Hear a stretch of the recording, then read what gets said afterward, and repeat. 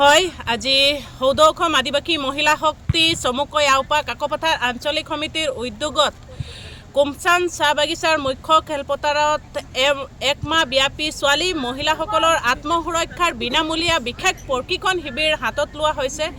আজি সামৰণি অনুষ্ঠানৰ উপস্থিত হৈ নিজকে অত্যন্ত সুখী আৰু গৌৰৱান্বিত অনুভৱ কৰিছোঁ, কাৰণ আদিবাসী মহিলা সমিতিৰ উদ্যোগত এনে এটা সুন্দৰ পদক্ষেপ হাতত লোৱাৰ কাৰণে।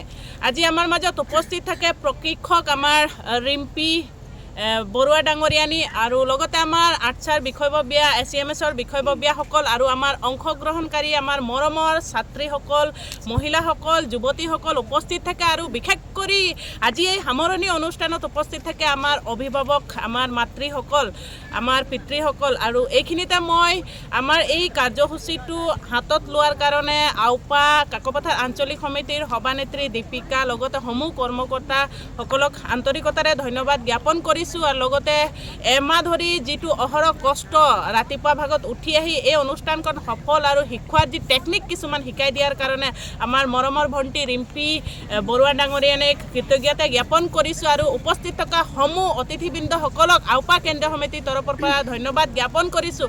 আৰু ভৱিষ্যত দিনত যিসকল অংশগ্ৰহণকাৰী আমাৰ এক মাহ ব্যাপী ছেল্ফ ডিফেন্সত যোগদান কৰি যি টেকনিক শিকিলে আমাৰ মৰমৰ যুৱতীসকলক, মহিলাসকলক আওপা কেন্দ্ৰীয় সমিতিৰ তৰফৰ পৰা আন্তৰিক শুভেচ্ছা অভিনন্দন জ্ঞাপন কৰিছোঁ। আৰু এইখিনিতে মই ক'ব বিচাৰোঁ, এই কাৰ্যসূচীখন হাতত লোৱা কাৰণতে হ'ল আমাৰ নাৰী সমাজত বিভিন্ন সময়ত বাৰম্বাৰ নিৰ্যাতিত, ধৰ্ষণ, হত্যা, অসহনীয় যিবোৰ ঘটনা আমাৰ সমাজত আমি দেখিব পোৱাৰ কাৰণে এনে এটা পদক্ষেপ আমি ল'বলৈ বাধ্য হ'লোঁ। এনেকৈ কাৰ্যসূচী আমাৰ প্ৰত্যেকটা চাহ বাগিচা, প্ৰত্যেকটা স্কুলত যাতে অনিবাৰ্য কৰিব লাগে চৰকাৰখনে, এয়াই মই এই সামৰণি অনুষ্ঠানৰ পৰা আহ্বান জনাইছোঁ।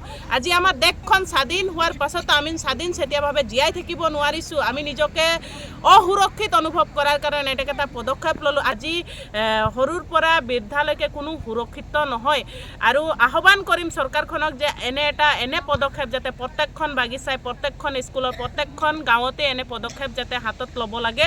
আৰু এয়াই কৈ সকলোকে ধন্যবাদ জনাইছোঁ আৰু সকলোৰে সহায় সহযোগিতা একান্তই কামনা কৰিছোঁ। জোহাৰ।